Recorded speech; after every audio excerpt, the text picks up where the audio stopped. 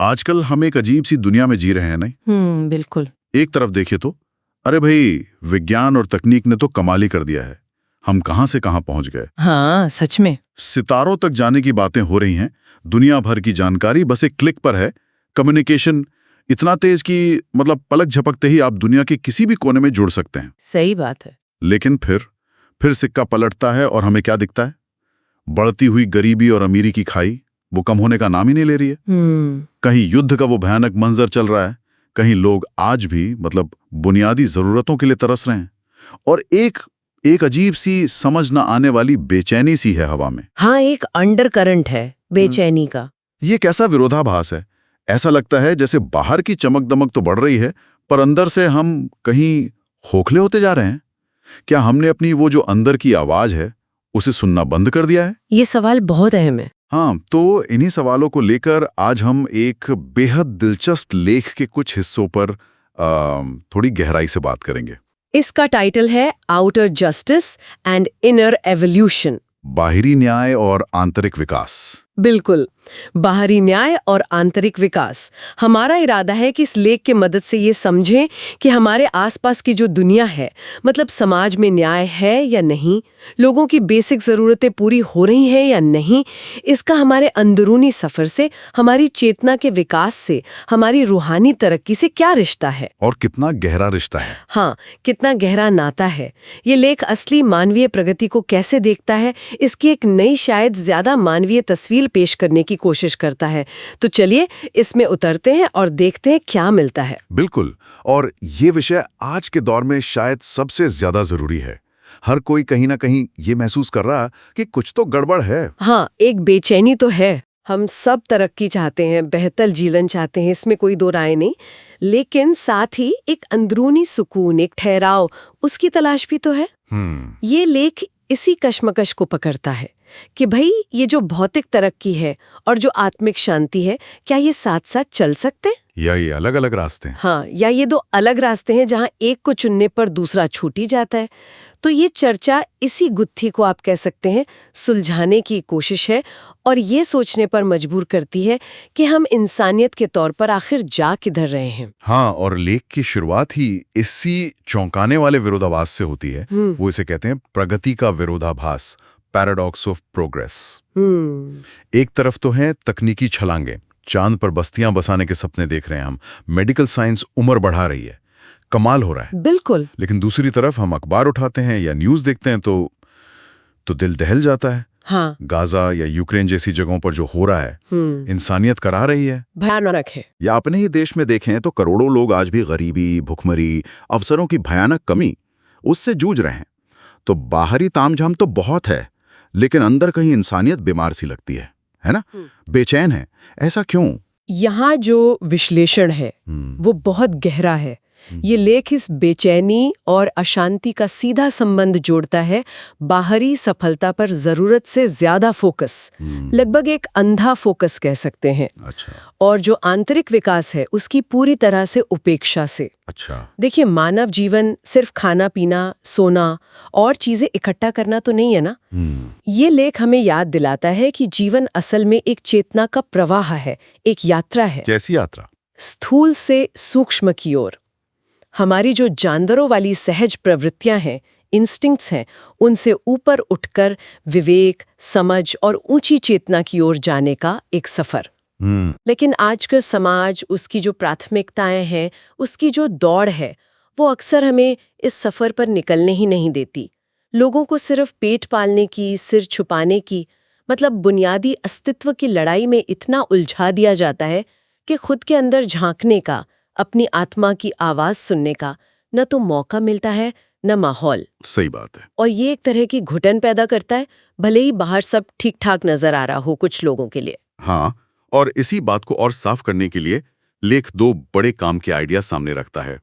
पहली चीज है वस्तुनिष्ठ समायोजन, ऑब्जेक्टिव एडजस्टमेंट। जी। इसका सीधा सा मतलब है कि समाज में जो भौतिक संसाधन है, रोटी, कपड़ा, मकान, इलाज, पढ़ाई लिखाई, वो सबको जरूरत के हिसाब से मिले और न्याय के साथ मिले। कोई भूखा ना सोए, कोई बिना इलाज के न मरे। ये हुई पहली बात। बुनियादी जरूरतें। हाँ, बुनियादी जरूरतें। और दूसरी चीज है व्यक्तिपरक दृष्टिकोण, सब्जेक्टिव अप्रोच। ये हमारी अंदर की दुनिया है, खुद को जानने की यात्रा, आत्म साक्षात्कार, जिसे हम अध्यात्म या ध्यान कह सकते हैं। Inner journey. बिल्कुल, इनर जर्नी। अब जो बात मुझे सबसे ज्यादा सोचने पर मजबूर करती है वो ये है कि लेख कहता है कि हम पहली चीज में यानी बाहरी जरूरतों की भागदौड़ में इतने फंस गए हैं कि दूसरी, जो शायद ज्यादा जरूरी है, वो कहीं पीछे छूट गई है, नजरअंदाज हो गई है। और इस बिंदु पर लेख का जो तर्क है वो बहुत शक्तिशाली और एकदम साफ है। वो कहता है कि वस्तुनिष्ठ समायोजन सिर्फ जरूरी नहीं है, बल्कि ये पहली जरूरत है। पहली जरूरत? हाँ, ये वो नींव है जिस पर आंतरिक विकास की इमारत खड़ी हो सकती है। आप सोचिए, एक इंसान जो सुबह से शाम तक सिर्फ इस चिंता में है कि आज रात बच्चों को क्या खिलाएगा, या जिसके सिर पे छत नहीं है, या जो किसी गंभीर बीमारी से जूझ रहा है और इलाज का पैसा नहीं है, उस इंसान से ये उम्मीद करना कि वो शांत बैठकर आत्मचिंतन करे या ध्यान लगाए, ये कितना वास्तविक है? मुश्किल है, बहुत मुश्किल। ये लेख इसे किसी एक व्यक्ति या समूह की नहीं बल्कि दुनिया के अरबों लोगों की सच्चाई बताता है, और इसे हमारे समय की सबसे बड़ी त्रासदी कहता है। सबसे बड़ी त्रासदी। हाँ, यहाँ ये समझना बहुत जरूरी है कि लेख के हिसाब से आध्यात्मिक साधना या आंतरिक विकास कोई अमीरों का शौक या फुर्सत का काम नहीं है, बल्कि ये मानव जीवन का परम उद्देश्य है, असली मंजिल है। अच्छा, ये उद्देश्य है? हाँ, ये मंजिल है, लेकिन ये मंजिल तभी हासिल हो सकती है जब जीवन में थोड़ी शांति हो, सुरक्षा हो, न्याय का एहसास हो। जहाँ हर पल संघर्ष है, डर है, अन्याय है, वहाँ अंदरूनी शांति कैसे पनपेगी? नहीं पनप सकती। ये तो ऐसा हुआ जैसे आप बिना जमीन तैयार किए बीज बोने की कोशिश कर रहे हो, वो उगेगा नहीं। ये बात बिल्कुल दिल को छू जाती है। जब पेट ही खाली हो तो परमात्मा की बात करना वो बेमानी सा लगता है। और इसी शोषण और अन्याय के चक्र को समझाने के लिए लेख एक बहुत ही आपका ये मार्मिक, दिल पर चोट करने वाला उदाहरण देता है, एक बेचारी बकरी का। हाँ, वो उदाहरण बहुत प्रभावशाली है। जो कसाई के पीछे पीछे शायद ये सोचकर चलती है कि उसे चारा मिलेगा, अपने मालिक पर, उस इंसान पर आखिरी पल तक भरोसा करती है, लेकिन अंत में उसके साथ क्या होता है हम सब जानते हैं जी। लेख इस बकरी की तुलना समाज के उन करोड़ों लोगों से करता है जो हाशिए पर हैं। दूर किसी गांव का गरीब किसान, शहर की झुग्गी में रहने वाला दिहाड़ी मजदूर, या फिर वो बेजुबान जानवर जिनका हम अपने फायदे के लिए इस्तेमाल करते हैं। ये सब अक्सर उन व्यवस्थाओं पर, उन ताकतवर लोगों पर भरोसा करते हैं जो दिखने में शायद उनके हितैषी लगते हैं, लेकिन अंततः उन्हीं का शोषण करते हैं, उन्हें धोखा देते हैं। सही बात है। यहाँ लेख बहुत कठोर शब्दों में कहता है कि जिस समाज में करुणा मर चुकी है, जहाँ कमजोर की आह किसी को सुनाई नहीं देती, जहाँ शक्तिशाली बस निर्बल को कुचल देता है, वो समाज चाहे कितने ही हाईवे बना ले, कितने ही रॉकेट छोड़ दे, वो अंदर से बीमार है, वो वास्तव में प्रगतिशील कहलाने का हकदार नहीं है। और ये शोषण का जो तंत्र है वो सिर्फ शोषित के लिए ही दर्दनाक नहीं होता, ये पूरे समाज के ताने बाने को, उसकी जो सामूहिक चेतना है उसको जहरीला बना देता है। अच्छा, पूरे समाज पर असर होता है? बिल्कुल। जब समाज का एक बड़ा हिस्सा पीड़ा में जीता है और सुरक्षित महसूस करता है, तो पूरा समाज कहीं ना कहीं बेचैन रहता है, भले ही ऊपरी तौर पर सब शांत दिखें। ये हमें उस बुनियादी सवाल पर वापस लाता है कि हम प्रगति को मापते कैसे हैं। हाँ, क्या है पैमाने? क्या सिर्फ फैक्ट्रियों के धुएं, बढ़ती जीडीपी या शेयर बाजार के आंकड़ों से, या प्रगति का पैमाना कुछ और होना चाहिए? लेख यहाँ एक, आप कह सकते हैं, क्रांतिकारी लेकिन बहुत सीधा साधा नैतिक सिद्धांत देता है। क्या है वो? मैं किसी का शोषण नहीं करूंगा और मैं किसी को अपना शोषण करने नहीं दूंगा। ये तो बहुत शक्तिशाली लाइन है। ये सिर्फ एक लाइन नहीं, ये न्याय की वो भावना है जो डराती नहीं बल्कि सशक्त करती है।